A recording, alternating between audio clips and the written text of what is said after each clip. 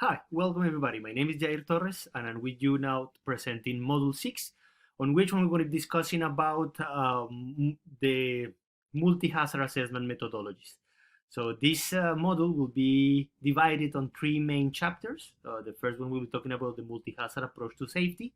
The second one will be talking about the comprehensive school safety assessment suite. And the third one will be dedicated to the VISUS methodology. This module will be the longest of the MOOC, and this is why we're going to leave more time for you to take into consideration the different presentations and the suggested reading.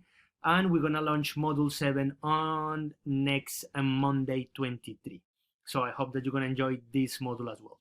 So I'm going to be presenting the first two parts of this module, and then for the VISUS methodology, it will be Dr. Petra Malizan who will be in charge of presenting and all the elements of the VISUS methodology. I'm going to start presenting what is the multi-hazard approach to safety and why it is important to focus in a multi-hazard perspective. We discussed that on Module 1, on Module 2, when we're discussing about the systemic risk, when we discuss about the different elements of hazards. And now I'm going to tell you some of the examples and the need to have a multi-hazard approach to safety. So one of the big examples that we have in the recent years has been the Haiti case. As you may know, in 2010, Haiti had a very strong earthquake that really produced a lot of damage, not only on the education system, but as well in the whole country itself. Many of the investments that were done in Haiti prior to the earthquake really didn't have a kind of a resilience approach of these investments in the infrastructure and in other elements. And we're discussing about the importance of securing investments that were resilient, for instance, on the infrastructure of the educational facilities. Well, there were a lot of policymakers that were saying, look at, we have a lot of commitments, we have a lot of priorities, and securing that the buildings will be earthquake resistant, knowing that seismicity is present in Haiti, but that the frequency of the return periods is not very small. So they were saying, like, look at this investment will be a little bit more expensive, and we really don't have any earthquakes in the last years. So the 2010 earthquake happened, and that was a wake-up call for the Haitian authorities. And since 2010, now, with the support of different donors, UN agencies, INGOs, Haiti started development investments on a school infrastructure focusing only on seismic resistance. And the other thing is that the international aid was not really well harmonized. So what happened? In 2016, the Hurricane Matthew came. And Hurricane Matthew, which is a different kind of hazards. We have earthquakes that are geological hazards, and we have hurricanes that are hydrometeorological or meteorological hazards. So as much of the schools were seismic resistant, but were built with a multi-hazard perspective, in 2016, 50% of the schools that were new and that were seismic resistant were damaged. Why? Because they were very good for seismic resistance, but not for hurricane resistance. So that was a lesson learned for the international community to say, like, look, we need to have a multi-hazard approach in order that allow us to manage the different hazards that we have and to integrate all the different elements that we will need. So what were some lessons that were really important about the Haiti case study? But that we need to provide policymakers with decision-making information concerning school facilities in order that they can have an inventory, that they can have the exact locations where the schools are located in order to determine what are the exposure to different hazards in that specific location, and they need to have information about their physical vulnerability. This is something that we learned, something that they didn't have, and that now they are integrating on a GIS format in Haiti. The second one is that we need to have an approach in a multi-hazard perspective, so that we need really to secure that we are not do only investments to a specific hazards, but to all of the hazards that can be affected the infrastructure, in that case in Haiti. And second, that even though we have a low economic resources and maybe low capacities in terms of human resources in Haiti, That are possible in any single country without taking into consideration the context or taking into consideration those limited resources, we can potentialize the capacities that exist in the country. They have a good university, they have good engineers, good architects, but resources are very limited, but we can use those resources that they have in order to really coordinate better the cooperation that will come to this specific country, but also we can really understand better what are the needs that we need to provide to secure the facilities and to secure that we have resistant education in that specific country. So I want to show you now another study case. This is the case of Japan.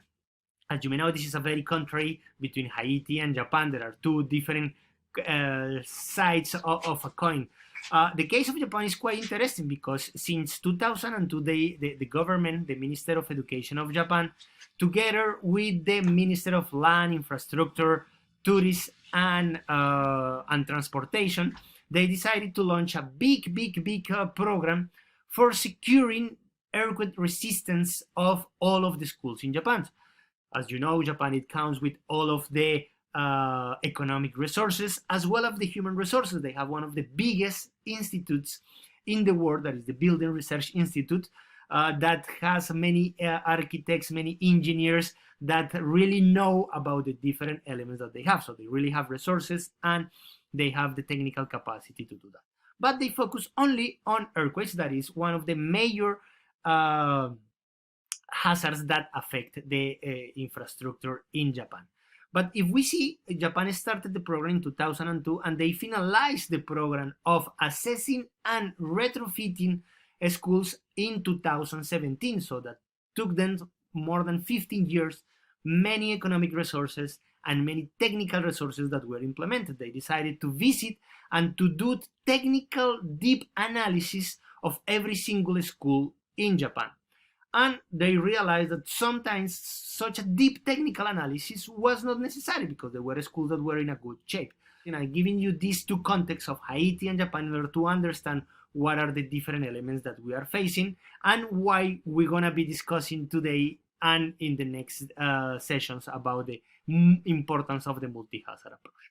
We realize that we need an integrated approach that not only check earthquakes, that is where that most of the elements more of the assessment has been focusing, or hurricanes in the case of some of the countries, and floods. So normally this is what we're going to have, but also we need to integrate other important hazards to be assessed in where we are doing multi-hazard assessment, so that we can have fires, ordinary use, biological hazards, something that we saw now with COVID. So we need an integrated and a multi-hazard approach in order to secure safety in the schools. So the idea here is that we can have a simple conceptual model that we can secure, as we saw it in module number 3. We were discussing about the different performance levels of buildings, to secure at least life safety. So that it doesn't matter which is the adverse effects that we have. The idea is that we will not have no victims and no injuries as a consequence of the adverse effects produced by a hazard or a treat. So direct effects that we can have, when we are outside or inside the school, but that can affect directly the people, and indirect effects that could happen when something happened to the infrastructure and that infrastructure produce injuries or death in the school community. For instance, something that can collapse or fall on people from above, something that can collapse, fall, or overturns on people laterally that are inside, or from something that goes from outside to the kids, something that collapses, falls, overturns on people from above or laterally. Or as well, for instance, in cases that we have different levels, the support falls or collapse under the feet. So when we are talking about this, we are talking about the safety of strategic major public buildings that are schools. So we need to have really a rational and effective strategies in order that we can reduce the risk, we can adapt to climate change, and that really let us know what are the level of risk, the point of weakness, the countermeasures that we need at the cost, taking into consideration that the available budget that we have is very limited. So we need a multi-hazard assessment methodology that provide all of these elements in order that we can secure that we can have this rational, effective strategy in order to secure all the elements on the school. So what are the different levels that we will have on a multi-hazard approach? Not even in a multi-hazard approach, but for instance, in a specific hazard approach, we can have different types of level of assessment. So assessment that has been started from this analysis. There are a lot of assessments that has been done in African countries, in the context of Central America, South America, Asia, and the Pacific, on which one really with the information that we have from different elements about where are the locations of the schools, or what is the information that we have of the typologies, we can determine, for instance, where are those schools that could be a little bit more exposed or not. This doesn't mean that we're going to be doing kind of data mining, but that we can have a data approach based on that. Then the second level is on data mining. So when we start collecting data by questionnaires, form checklists that normally are provided by the school itself or by people that does not have any technical capacities in order to have a more detailed judgment about what will be necessary to implement or if the structure is secure or not. Then we have the triage for planning, that this is where Visus methodology is located, something that we're going to realize later, and the detailed investigation and design, that this is something that, for instance, was the case of Japan. So different levels of input produce different levels of output. So if you have a this analysis, or you have a this analysis of available documentations, and then you will have a preliminary classification. If you do data mining, you will collect data, as we mentioned, by questionnaires, forms, and checklists, and that will provide some class or index of risk in order to prioritize where we should start in, the different elements for a more deeper technical assessment. We want to see that in the next section.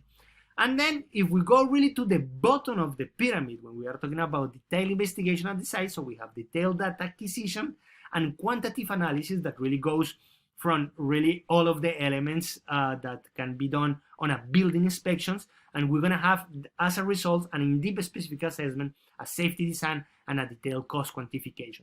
The problem here is about that as deeper you go, more resources you will require for this, as human and as financial resources. And we know that in the Ministers of Education or in the Ministers of Public Works, resources are limited. So this is why we need to try to find a model that allows to have all of these considerations involved, that is cheaper than going in all of the schools, because maybe there are some schools that don't need it, and that provide us with the elements in order to know what is the general situation, but also the particular situation of all of the schools. So this is something that we're going to see in the next section 6.2. I really hope that you are enjoying the course, and see you in the next module.